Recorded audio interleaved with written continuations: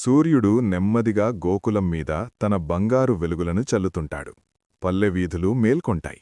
ఆవులు మేతకు బయల్దేరతాయి. గోపికలు తమ ఇళ్ల ముందు వెన్నకుండలను శ్రద్ధగా తయారుచేసి తాళ్లతో పైకప్పులకు వేలాడతీస్తారు. గోకులం అంటే కేవలం ఒక గ్రామం కాదు, అది ప్రేమతో నిండిన లోకం. ఆ లోకానికి ప్రాణం చిన్న కృష్ణుడు. ప్రతి ఇంట్లో వెన్న ఉంటుంది, కాని ప్రతి వెన్నకుండ మీద ఒకే భయం: ఈరోజు కృష్ణుడు వస్తాడా? అలాంటి భయంతోనే ఒక పొరుగింటి గోపిక తన ఇంట్లో వెన్నకుండను బాగా మూసి పైకప్పు కిరీటానికి జాగ్రత్తగా వేలాడదీసింది. ఈసారి ఆ అల్లరి కృష్ణుడికి దొరక్కుండా చూసేద్దాం అని ఆమె అనుకొని బయటకు వెళ్ళింది. ఆమె వెళ్లగానే దూరం నుంచి 2 మెరుస్తున్న కళ్ళు ఆ వెన్నకుండను గమనించాయి. స్తంభం వెనుకనుంచి చిన్న కృష్ణుడు చిరునవ్వుతో చూస్తున్నాడు. అయ్యో, వెన్న నన్నే పిలుస్తోంది అని తనలో తానే మురిసిపోయాడు. కృష్ణుడు తన స్నేహితులైన సుదామ, దామ, మధు దగ్గరకు వెళ్ళి మెల్లగా చెప్పాడు: అక్కడ వెన్న ఉంది, చాలా మధురంగా.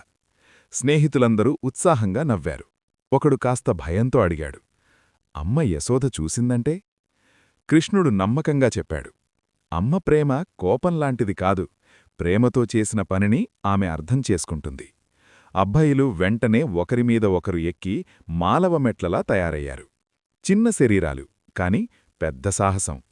కృష్ణుడు పైకెక్కి వెన్నకుండను మెల్లగా తెరిచాడు. వెన్నవాసన గాలిలో వ్యాపించింది. ఆ వాసనతోనే కృష్ణుడి ముఖం వెలిగిపోయింది. తన వేరిని వెన్నలో ముంచి రుచిచూసి కళ్ళు మూసుకొని ఆనందంగా అన్నాడు: ఆహా, ఇదే గోకులం రుచి. అంతలో కుండ కొంచెం కదిలింది. కొద్దిగా వెన్న కింద పడింది. అప్పుడే గోపిక తిరిగి వచ్చింది. ఆ దృశ్యం చూసి ఆశ్చర్యపోయింది. అయ్యో, మళ్ళీ నువ్వేనా కృష్ణా అని ఆశ్చర్యం, నవ్వు కలిసిన స్వరంతో అంది. కృష్ణుడు అమాయకంగా నవ్వుతూ, అత్తా, వెన్న నన్నే పిలిచింది అన్నాడు. గ్రామస్థులు ఒక్కొక్కరుగా చేరారు. ఆ దృశ్యం చూసి అందరూ నవ్వారు. గోకులంలో కోపం కంటే ప్రేమే ఎక్కువ. అంతలో యశోద అక్కడికొచ్చింది. కాస్త కోపంగా కనిపించినా కళ్లల్లో ఆందోళన ఉంది. ఇది ఎంతోసారి కృష్ణా అనడిగింది. కృష్ణుడు తలవంచి నిలబడ్డాడు. కళ్లలో చిన్న కన్నీళ్లు మెరిశాయి. యశోద వెన్నను చూసింది. ఆ వెన్నలో ఆమెకు దొంగతనం కనిపించలేదు, ప్రేమ మాత్రమే కనిపించింది. అప్పుడు గోపిక మెల్లగా చెప్పింది: యశోదా, వెన్న పోయినా పర్వాలేదు, ఈ పిల్లాడి చిరునవ్వు మాకే కావాలి. యశోద కృష్ణుణ్ణి ఒడిలో కూర్చోబెట్టుకుంది.